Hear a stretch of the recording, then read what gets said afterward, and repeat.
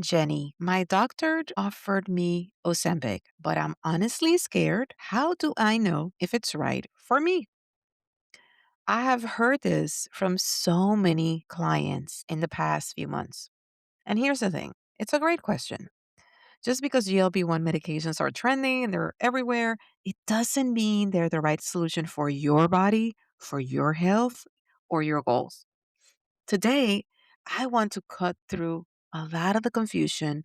I want to get it crystal clear on who's actually a good candidate for these medications, who should avoid them, and the questions you absolutely need to ask your doctor before starting.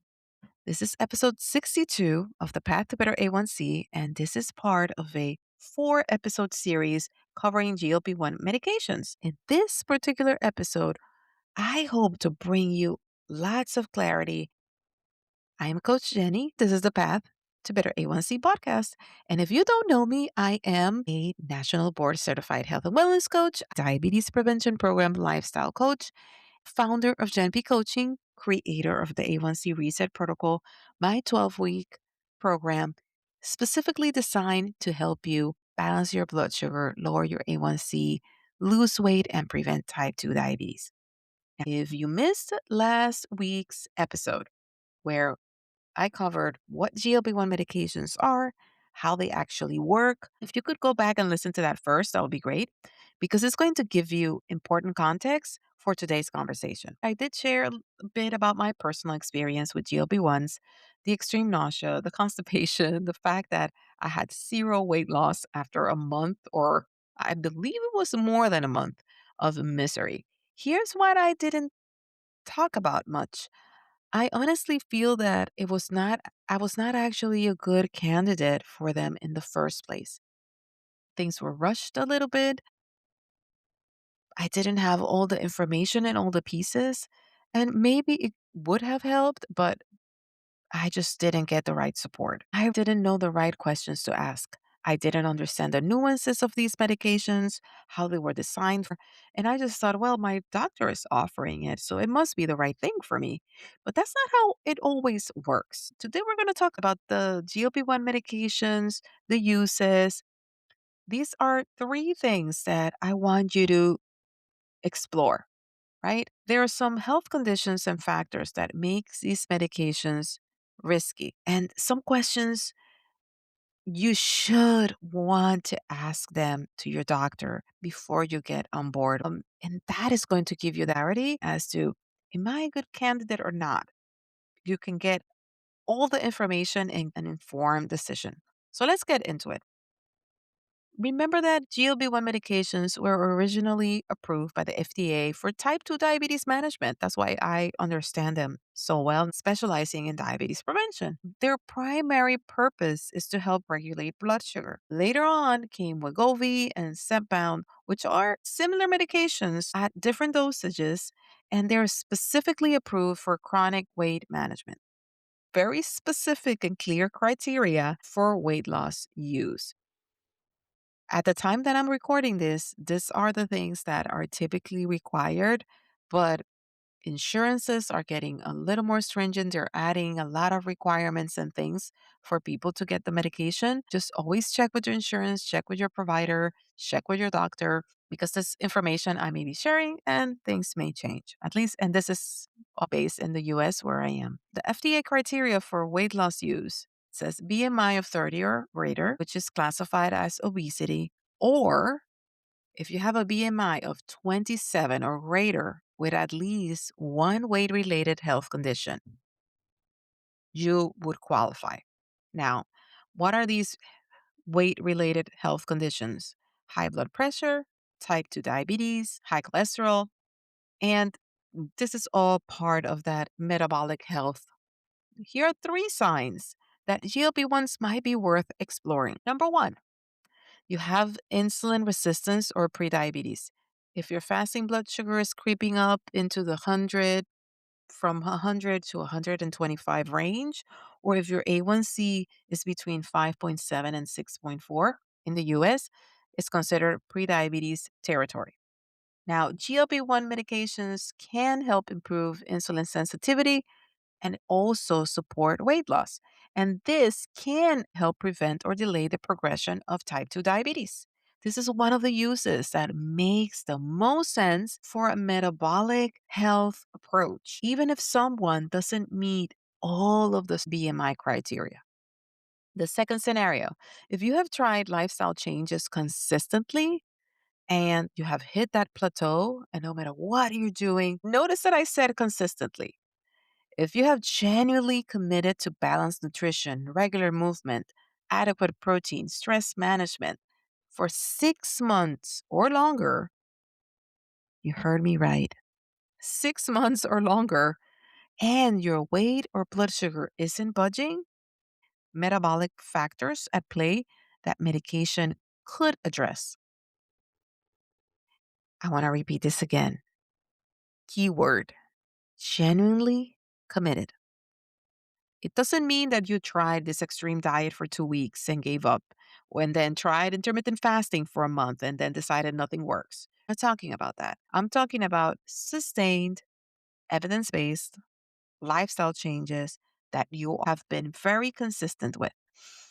And if that's you and you're still struggling, GLP-1s might help break through that plateau. The third element that I want you to look into is if you have weight related health complications that are around PCOS, fatty liver disease, sleep apnea, joint problems, cardiovascular risk factors. Those are also factors that you need to explore. For people dealing with these, the benefits of weight loss often outweigh the risk of the medication. And yes, I said risks because all medications have side effects and they have risks. Now, this is very important. Even if you check all of these boxes, there's still situations in which GLP-1 medications are not appropriate for you. And we're going to touch on that. And this is a part that doesn't get enough attention. Everybody thinks that there is no risk. What are the risks of taking these medications? There are specific health conditions and factors that make GLP-1 medications risky. If you have a personal or family history of medullary thyroid carcinoma, multiple endocrine neoplasia syndrome, this is a black box warning on these medications. If you or anyone in your family has had these conditions, GLP-1s are contraindicated. Please share your medical history with your doctor. Make sure that everything is discussed. History or pancreatitis. GLP-1s can increase the risk of pancreatitis, which is the inflammation of the pancreas. And if you've had it before, these medications could actually trigger it again. Severe gastroparesis. GLP-1s slow gastric emptying. If you already had delayed stomach emptying, this could make it dangerously worse. And also if you have history of eating disorders.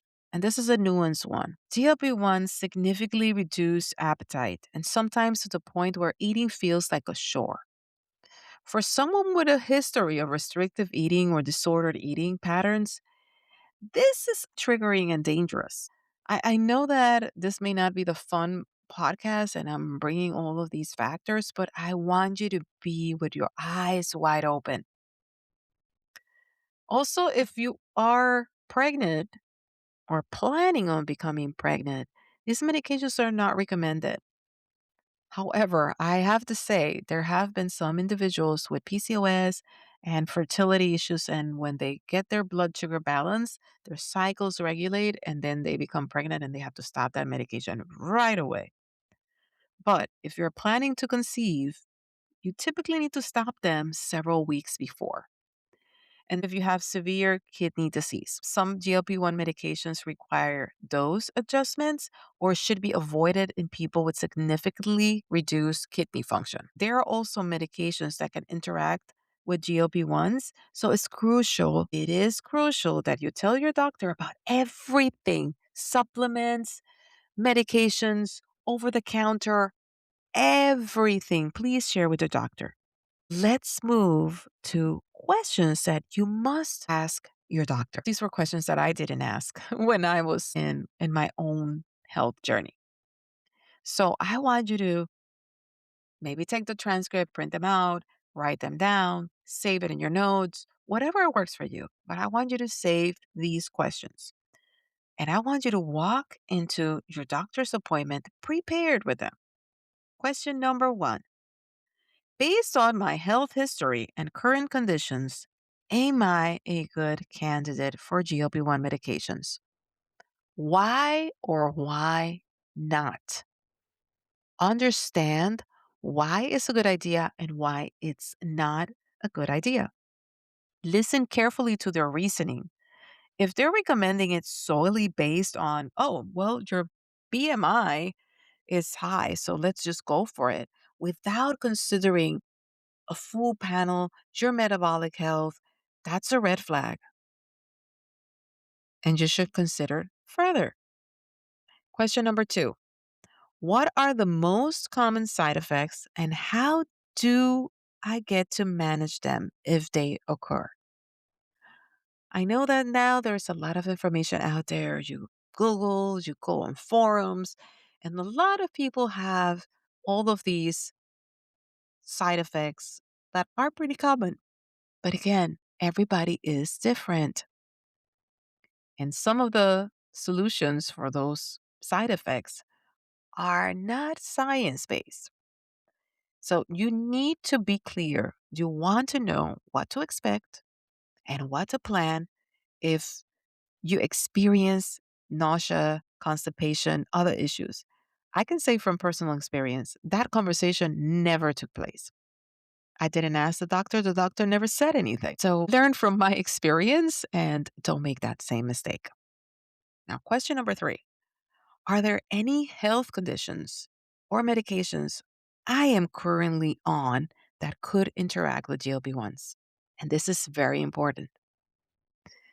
Make sure your doctor reviews your full medical history, your current medication list before prescribing. Now, number four: what is the plan for monitoring my progress and adjusting the dose? Some people think that they're supposed to be on this medication forever. Some people think that, oh, I'm just going to be on the medication for a few months and then I'm going to drop it and everything is going to be fine. There are protocols. Typically start at a lower dose, they gradually increase, and you should have a clear timeline and how you're going to monitor progress. Okay. So, this is something you need to talk to your doctor about. Now, question number five: how long would I need to stay on this medication? This is a question that a lot of people do not ask or they're afraid to ask. And they need to. Most people actually need to stay on the medication for a longer period of time to actually maintain the results because it takes time to increase the dosage and get to a certain level. And it also takes time for you to wind that down. It's not a short term fix. It's not something that you can be on for a couple of months and then let go. Question number six: what lifestyle changes do I need to make while on this medication? And if your doctor says, just take the medication and you'll lose weight without discussing nutrition, protein, strength training, hydration, that's a problem. You need a comprehensive approach. And that's what I keep saying everywhere. It's not just about the medication. The medication is a tool. You need to have the right structure and support. You need to start building certain habits. Now, question number seven: what happens if I decide to stop taking the medication? I want you to be very clear with your doctor. Understand what is the plan for discontinuing and maintaining before you even start. Have a clear goal. And question number eight: if this is not covered by my insurance, what is the out of pocket cost?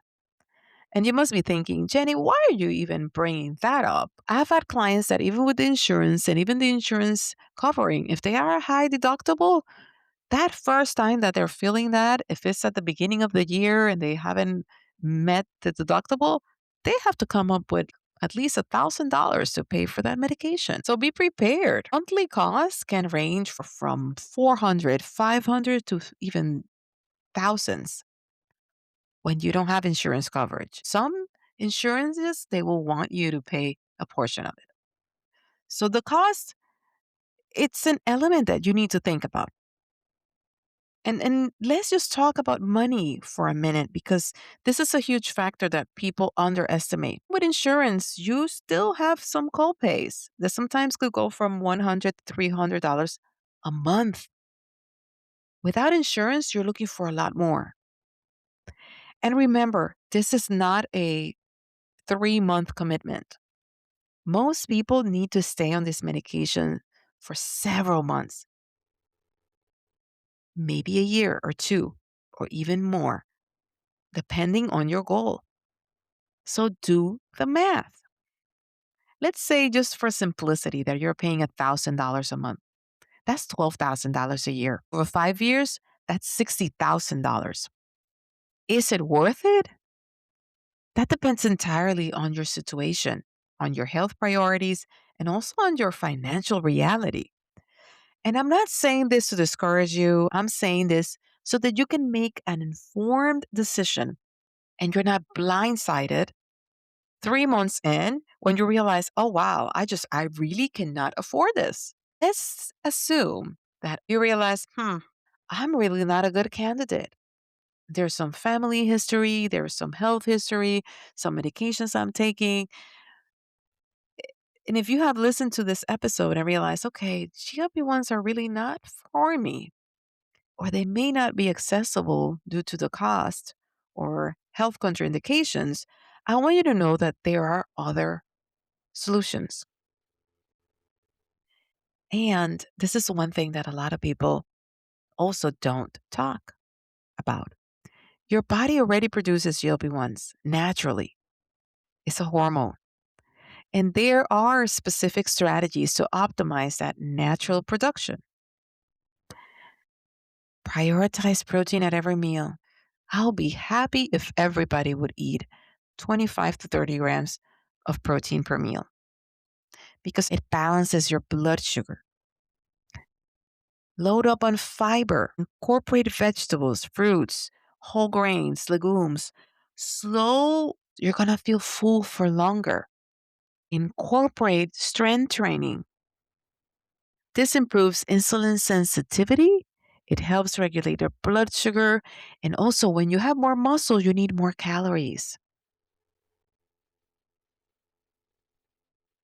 Manage stress. Chronic stress disrupts blood sugar regulation and hunger hormones. And this isn't optional, it's foundational. Chronic stress disrupts your blood sugar regulation and also consider other interventions. There are other medications and approaches that might be more appropriate for your situation. So work with your healthcare provider. I work with plenty of clients who have chosen not to use GLP-1s. Shocker, right? And they're actually seeing incredible results just by focusing on the foundational habits that I just shared.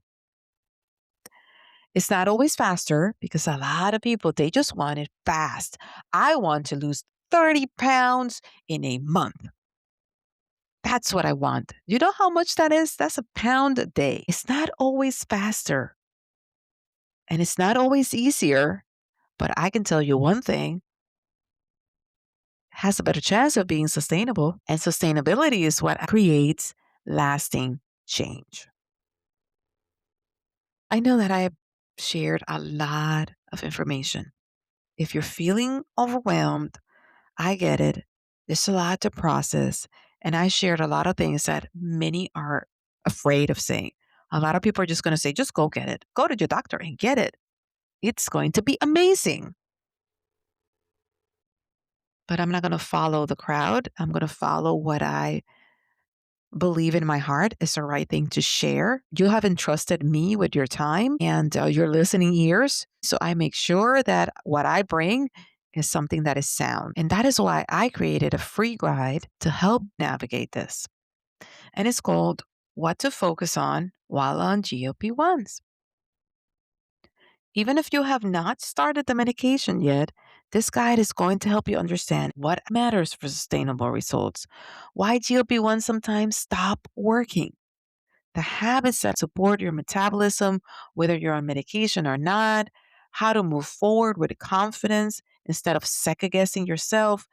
And you can download it completely free at subscribepage.io/GLP1. And I will put the information in the show notes. So grab your copy. Again, subscribepage.io/GLP1. And again, the link is going to be in the show notes. Now, before we wrap up, here's what I want you to take away from today's episode. Just because GLP-1 medications are available doesn't mean they're right for you. And just because they're not right for you doesn't mean you're out of options. The goal is to make an informed decision that aligns with your health, your circumstances, and your long term goals. I want you to understand that you can lose weight without GLP-1s. A lot of people have this conception that, oh, I just need to have them. I have to have them. This is where we get into actionable strategies that support metabolic health, no matter the path that you choose. If this episode was helpful, subscribe if you're not subscribed so that you can get the alert every Friday. Share with someone who's been asking about GLP-1 medications, somebody that maybe you have heard about considering it. Let's make sure people have the information they need to make the best decision based on their journey and needs. I am Coach Jenny, and I will see you Friday on the path to better A1C. Thank you.